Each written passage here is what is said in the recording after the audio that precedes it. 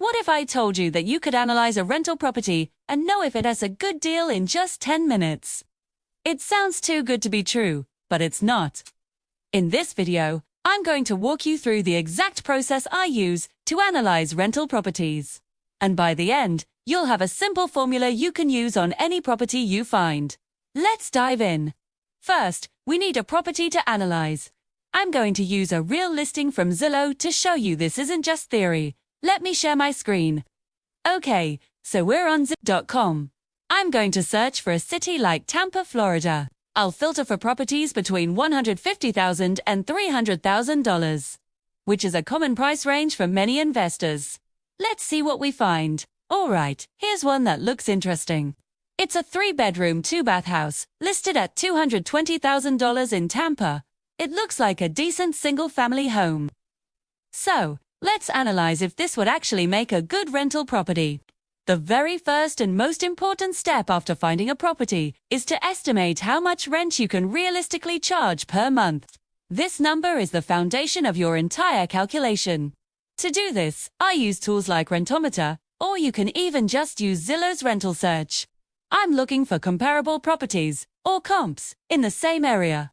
I want to see what other 3-bedroom, 2-bath houses are currently renting for, per. After a quick search, I am seeing rents in this specific neighborhood are falling between $1,800 and $2,100 per month. Now, you never want to be overly optimistic. It's always smarter to be conservative.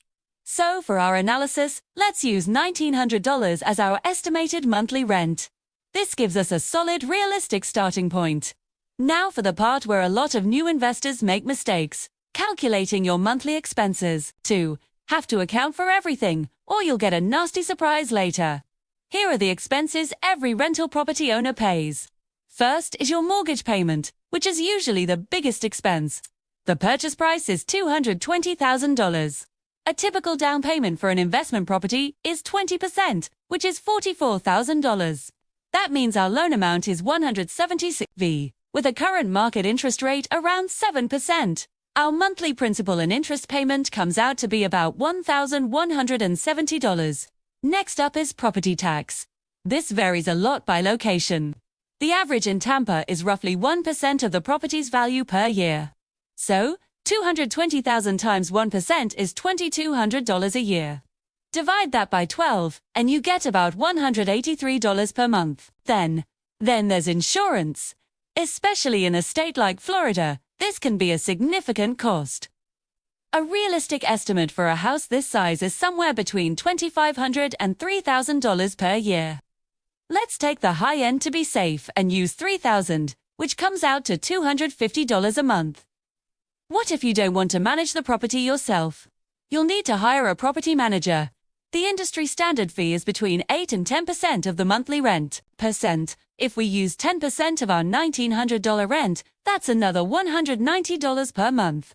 Even if you plan to self-manage, it's wise to include this fee in your calculations.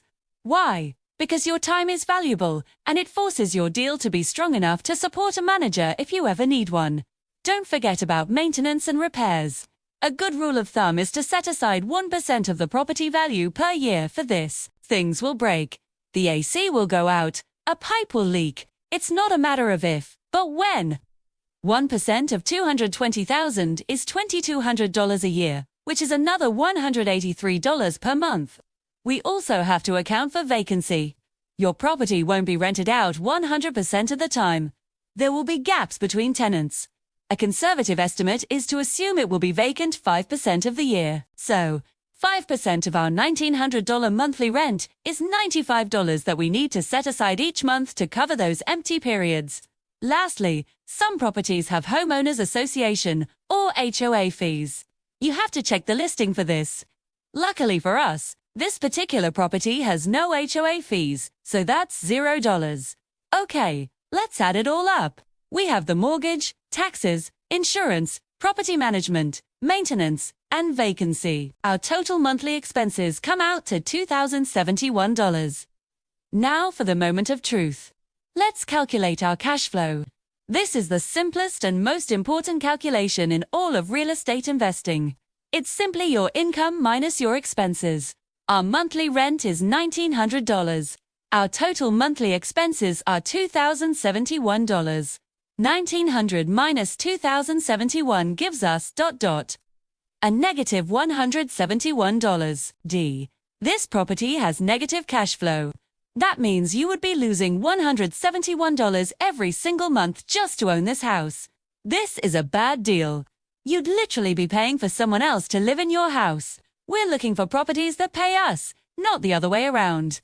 Now, let me give you a quick shortcut you can use to vet properties even faster. It's called the 1% rule. It's not a perfect science, but it's a great initial filter. The rule states that the monthly rent should be at least 1% of the purchase price.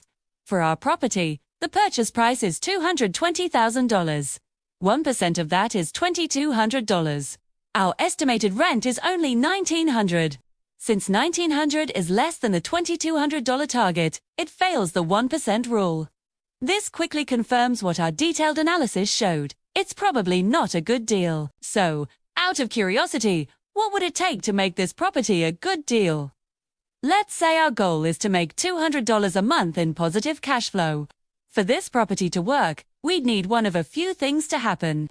We'd either need the rent to be much higher, around $2,271, or we'd need to buy the house for a much lower price, somewhere around $170,000. Alternatively, a much larger down payment of 40% or more could reduce the mortgage, or finding a much lower interest rate, say around 5%, could also make the numbers work. But as it stands, this is a clear pass.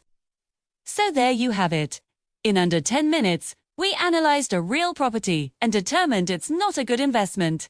The process is simple.